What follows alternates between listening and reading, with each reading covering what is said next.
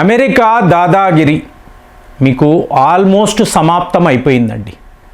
అంటే ఈ వార్తలు బాగా డీప్గా, ముఖ్యంగా ఎన్ఆర్ఐస్ మీరు అమెరికాలో ఉంటారు కాబట్టి మీ పిల్లలు ఒకవేళ వాళ్ళు ఒక 15 ఏళ్ళు 20 ఏళ్ళు మధ్యలో ఉంటే వాళ్ళకు వివరంగా మీరు చెప్పాలి. చెప్పకపోతే మీకు రేపు భవిష్యత్తులో చాలా పెద్ద సమస్యలు వస్తాయి. జనరల్గా ఒక విషయం మాట్లాడతారు, 2 అమెరికాస్ అని అంటారు. అంటే అమెరికా అంటే 50 రాష్ట్రాలు కదండి. ఏమండి, 25 రాష్ట్రాలు ఒకవైపు, ఇంకొక 25 రాష్ట్రాలు ఇంకొక వైపు, ఇలా కూడా మాట్లాడేవాళ్ళు ఉన్నారు. అమెరికా ముక్కలు ముక్కలు అయిపోతుంది. సో ఇవన్నీ చెప్తూ ఉంటారు. అలా కాదండి, ఇదంతా వాస్తవాలు కావు. మీరు రియాలిటీలోకి వెళ్ళారు అనుకోండి, అమెరికా యొక్క ఆర్థిక వ్యవస్థను గమనించాలి. అంటే ఆ దేశానికి ఒక సోషల్ సిస్టమ్ ఉంటుందండి. దాన్ని మీరు కీన్గా అబ్జర్వ్ చేయాలి. మీరు అక్కడ ఉంటారు, మీరు ఉద్యోగాలు చేసుకుంటారు, సంపాదిస్తూ ఉంటారు, పిల్లలు, ఫ్యామిలీ. కానీ ఈ సిస్టమ్ని మీరు అర్థం చేసుకోలేదు అనుకోండి, రేపు ఇబ్బందులు వస్తాయి. ఇప్పుడు మనలాంటి వాళ్ళకి అదృష్టం ఏమిటి, మనం కపిల్ దేవ్ను చూసాము, మహేందర్ సింగ్ ధోనీని చూసాము, ఇప్పుడు న్యూ బ్లడ్. సో క్రికెట్ అన్నప్పుడు ఈ 3 ఈరాస్ని కూడా చూసాం. పాతకాలము చూసాము, అలాగే మోడర్న్ ఈరాను చూసాం. అంటే ఏంటి, ఒకప్పుడు డబ్బు అనేది ఎలా ఉండేది, రూపాయి చూసాము. ఇవాళ artificial intelligence, digital currency, UPI అని కూడా మాట్లాడుతున్నాం. కాబట్టి మనము ఉంటున్న ఈ ఈరా అనేది చాలా చాలా క్రిటికల్. అంటే ఇంకా చెప్పాలంటే బ్రిడ్జికి అటు కాదు ఇటు కాదు, మధ్యలో ఉన్నాం, రెండిటిని చూస్తున్నాం. ఇప్పుడు అమెరికాలో 2 అమెరికాస్ అనే కాన్సెప్ట్ పెద్ద పెద్ద తత్వవేత్తలు మాట్లాడుతున్నారు. ఇప్పుడు మామూలుగా రిపబ్లికన్స్ అని అంటారు, డెమోక్రేట్స్ అని అంటారు, పార్టీలు కదా. సో ఎవరో ఒకరు అధికారంలోకి వస్తారు. మరి వీళ్ళే 2 అమెరికాసా అంటే కాదండి. అంటే ఎవరు అధికారంలో ఉన్నా కూడా ఫైనల్గా అమెరికాను పరిపాలించేది అంటే షాడో గవర్నమెంట్ అనండి, లేదా డీప్ స్టేట్ అనండి, వీళ్ళే ఉంటారు కదా. చూడండి, ఈ 2 అమెరికాస్లో మీకు వాల్ స్ట్రీట్, అంటే వాల్ స్ట్రీట్ అన్నప్పుడు ఇప్పుడు మీరు ఎన్ఆర్ఐస్ ఎవరైతే చూస్తున్నారో మీరు ఈ వర్గంలోనే ఉంటారు. ఎందుకంటే ఆల్మోస్ట్ అందరూ కూడా సాఫ్ట్వేర్ రంగానికి చెందిన వాళ్ళు కదా. సో ఇప్పుడు టెక్ కంపెనీస్, అలాగే ఫార్మా రంగము, మిలిటరీ కాంప్లెక్స్, వీళ్ళందరూ ఈ వాల్ స్ట్రీట్తో కనెక్ట్ అయి ఉంటారు. వాల్ స్ట్రీట్ అంటే ఏంటండి, ధనవంతులు ఆలోచించే విధానము, వీళ్ళే అమెరికాను కంట్రోల్ చేస్తారు. ఎవరి దగ్గర డబ్బు ఉందో, ఎవరి వద్ద అధికారము ఉందో వాళ్ళే అమెరికాను పరిపాలిస్తారు. అవునా? సో ఆటోమేటిక్గా మీరు ఒక బిల్ గేట్స్ అనొచ్చు, జెఫ్ బీజాస్ అనొచ్చు, మార్క్ జూకర్బర్గ్ అనొచ్చు, అలాగే ఫార్మా రంగం ఫైజర్ అనండి, జాన్సన్ అండ్ జాన్సన్ అనండి, లాక్హీడ్ మార్టిన్, బోయింగ్, ఇలాగా పెద్ద పెద్ద కంపెనీస్ వీళ్ళే అమెరికాను పరిపాలిస్తారండి. ఇది ఒక వర్గం, వాల్ స్ట్రీట్ వర్గం. అంటే అమెరికాలో ఒక భాగము వీళ్ళు ఎట్టి పరిస్థితిలో తమ పవర్ను పోగొట్టుకోరండి. అమెరికా అనేది వీళ్ళ గ్రిప్పులోనే ఉంటుంది, దీన్ని వాళ్ళు విడిచిపెట్టారు. కానీ ఇప్పుడు ఏమైంది, ఇక్కడ డొనాల్డ్ ట్రంప్ అనబడే వ్యక్తి వచ్చాడు. విచిత్రం ఏంటో చెప్పమంటారా, ఈ సిట్యువేషన్ సిమిలర్ టు భారత్ అండి. అంటే డొనాల్డ్ ట్రంప్, మోదీని మీరు ఒకవైపు చూడాల్సిన పరిస్థితి. అదేంటండి అలాంటి విచిత్రం? అవును, ఇప్పుడు కాంగ్రెస్ ఉండేదండి.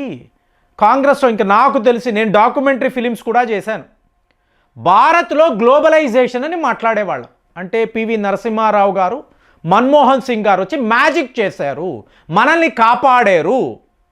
సో ఇప్పుడు ఏమైంది, భారత్లో ఉండే బంగారం అంతా బ్యాంక్ ఆఫ్ ఇంగ్లాండ్కి వెళ్ళిపోయింది. సో మనం అప్పు తెచ్చుకున్నాం, గ్లోబలైజేషన్ అన్నాం. మీకు ఫారిన్ కంపెనీస్ అంతా భారత్లోకి వచ్చారు. సో ఒకరోజు ఇప్పుడు చైనా బజార్ వెళ్ళి బకెట్లు కొంటాము, మగ్గులు కొంటాము, అలాగే గొడుగులు, చెప్పులు, ఏది పడితే అది చైనా బజార్కి వెళ్ళి కొంటాం. సో దీన్నే గ్లోబలైజేషన్ అని చెప్పి మాట్లాడాం. మరి తరువాత మన్మోహన్ సింగ్ గారు భారత్ను 2 టర్మ్స్ పరిపాలించారు కదా. మరి ఆయన ఏ స్థాయిలోకి మన జీడిపిని పెంచి ఉండాలి? ఫైనల్గా మనకేమర్థమైంది, మొత్తము భారత్ చైనా కంట్రోల్లోకి వెళ్ళిపోయింది. దీనినే వీళ్ళు గ్లోబలైజేషన్ అన్నారు, మనకి తెలియలేదు. ఆ వయసులో మనం ఇంత డెప్త్గా ఆలోచించలేకపోయాం. సో దాంతో ఏమైంది, చైనా వాడు అంటే ఒక మంచి మొబైల్ ఫోన్ భారత్లో తయారయ్యేది కాదు. ఒక ల్యాప్టాప్ అనండి, ఒక ఐపాడ్, ఏది కూడా భారత్లో తయారవ్వడానికి ఛాన్సే లేదు. ప్రతిదీ మేక్ ఇన్ చైనా. ఒక డ్రోన్ అంటే మనం ఇంత పెద్ద దేశము ఎలాంటి టెక్నాలజీ ఇవాళ ఉంది, ఆ రోజుల్లో ఎందుకు చేయలేకపోయామండి? ఇదే డిఆర్డిఓ అప్పుడు ఉండింది కదా, ఎందుకు మిజైల్ టెక్నాలజీలో మనం ఎదగలేదు? సో ఇదంతా ఏమిటి? విదేశీయులు వచ్చి భారత్ను పరిపాలించాలి. ఆటోమేటిక్గా ఏమవుతుంది ఫ్రెండ్స్, డొమెస్టిక్ మార్కెట్ అనేది పడిపోతుంది. లోకల్గా ఉండే ఫ్యాక్టరీలు, ఇండస్ట్రీస్ వీళ్ళందరూ కూడా ఏమీ చెయ్యలేని పరిస్థితిలో ఉండిపోయారు. గ్లోబలైజేషన్ అన్నాం. సో మోదీ రావడము ఫస్ట్ ఈయన ఇదే గమనించాడు. గుజరాత్లో ఇన్ని ఇండస్ట్రీస్ ఏమైపోయాయి, మహారాష్ట్ర పరిస్థితి ఏంటి, తమిళనాడులో ఏం జరుగుతుంది, టోటల్గా చూసేటప్పటికి లోకల్ ప్రొడక్షన్ అనేది గణనీయంగా తగ్గిపోయింది. సో ఇప్పుడు మన దేశము ఎదగాలి అంటే డొమెస్టిక్ మార్కెట్ పెరగాలి. ఇంతకు మించి చైనా వాడు ఏ స్థాయిలో మనల్ని బెదిరించాడు అంటే 2014-15 నుంచి గమనించి 2020లో మనపై యుద్ధము ప్రకటించాడు. అంతే కదండి, స్టాండ్ ఆఫ్ అన్నాడు. వాళ్ళ సైన్యముతో మన సరిహద్దుల్లోకి వచ్చి మనల్ని బెదిరించాడు. మీరు మా దయా దాక్షణ్యాలతో బతుకుతున్నారు, మమ్మల్ని ఎదిరించగలరా అని అన్నాడు. ఇదే జరిగింది. సో అలాంటిది ఇప్పుడు అమెరికా ఎగ్జాంపుల్ తీసుకోండి. డొనాల్డ్ ట్రంప్ రావడము ఇదే విషయం.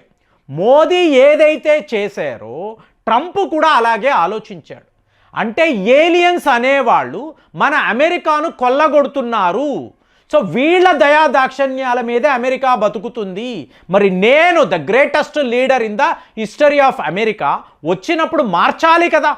కాబట్టి అమెరికన్స్ ఏలియన్స్ అని పేరు పెట్టాడు. సో పెట్టినవాడు ఎక్కడ తప్పు చేశాడు అంటే divide and rule policy. 2 Americas అన్నాను కదా, ఒక అమెరికా కాదు, నాకు ఇంకొక అమెరికా ముఖ్యము, వీళ్ళు నాతోనే ఉన్నారు అని అనుకున్నాడండి. సో ఎప్పట్లాగే అనుకున్నాడు. ఇక్కడ ప్రాబ్లం ఏమిటి? నువ్వు వీళ్ళందరినీ కాదు అనుకుంటున్నావు, వీళ్ళను తీసుకురావాలి అనుకున్నావు. కానీ అమెరికన్స్కు భారతీయుల్లాగా కష్టపడే తత్వము ఉండదు, వాళ్ళ హార్డ్ వర్క్ చెయ్యలేరు. సో మనము 8 అవర్స్ అంటే 10 అవర్స్ అయినా వర్క్ చేస్తాం, వాళ్ళు 8 అవర్స్ అంటే 6 అవర్సే వర్క్ చేస్తారు. అంటే మోదీ గారు గత 11 ఏళ్లలో చేస్తున్న ప్రయత్నం మేక్ ఇన్ ఇండియా. నువ్వు ఎవడైనా సరే నా దేశంలోకి వచ్చి వ్యాపారం చెయ్యాలి అంటే మమ్మల్ని కలుపుకోవాలి, ప్రొడక్షన్ లింక్డ్ ఇన్సెంటివ్. సో నీకు నువ్వుగా ఇక్కడికి వచ్చి భూములు కొనుక్కొని వ్యాపారం అంటే ఒప్పుకో, మా వాళ్లకు ఉద్యోగాలు కావాలి, మా ఇండస్ట్రీస్ ఇక్కడ ఎదగాలి, అప్పుడే మేము మీ ప్రపోజల్ని ఒప్పుకుంటాము. సో మేక్ ఇన్ ఇండియా ఇవాళ ఎలాంటి మ్యాజిక్ చేస్తుంది? చిన్న కాన్సెప్ట్, కానీ దీని యొక్క ప్రతిఫలం చూశారు అనుకోండి, మీకు బోల్డ్ అనే అవకాశాలు, టెక్నాలజీ పెరుగుతుంది, డిఆర్డిఓ కొత్త పరిశోధనలు చేయగలుగుతున్నారు. మీకు రష్యా లాంటి దేశాలు పదండి, మీ దేశంలోనే మా అస్త్రశస్త్రాలు తయారు చేయండి అంటున్నారు కదండి. సో ఆ మేక్ ఇన్ ఇండియా తీసుకొచ్చిన ఈ మార్పు డొనాల్డ్ ట్రంప్ అమెరికాలో ప్రయత్నం చేస్తున్నాడు. కానీ అతనికి తెలియని విషయం ఏమిటి? ఓన్లీ 1 ఇయర్, ఈ 1 ఇయర్లో అందరినీ బెదిరించి నేను యావత్ అమెరికాను ప్రపంచాన్ని మార్చేయగలను, ఇది ఇతని ఆలోచన. మళ్ళీ ఇక్కడ ఏమైంది? అతని కుటుంబం. సో కుటుంబము కోసం అతను పనులు చేయాల్సి వచ్చింది. కానీ చిత్తశుద్ధి లేని శివపూజ. సో తన కుటుంబమా లేదా అమెరికాలో ఎటువైపు ఉండాలి, వీళ్ళందరూ ధనవంతులు, వీళ్లకు మించిన ధనవంతుడిని నేను వీళ్లతో ఉండి ఇది సాధిస్తాను అని వర్కర్స్ వైపు వెళ్ళాలనుకున్నాడు. ఎటూ కాకుండా అయిపోయాడు. ఫైనల్గా నేను మిమ్మల్ని అడిగేది, వాల్ స్ట్రీట్ అనబడే ఈ ధనికులు నివసించే ప్రపంచం వీళ్ళు గెలుస్తారు అనుకుంటున్నారా, లేదా ఈ వర్కర్స్ అని చెప్పి డొనాల్డ్ ట్రంప్ చెప్తున్న ఈ మాయ మాటలు వీళ్ళు గెలుస్తారని అనిపిస్తుందా? 2 అమెరికాస్లో ఫైనల్ గెలుపు అనేది ఎవరిది? ఎవరు గెలుస్తారు? మీకేమనిపిస్తుంది? కామెంట్స్లో రాయండి. మళ్ళీ వచ్చే వీడియోలో కలుద్దాం. జై హింద్.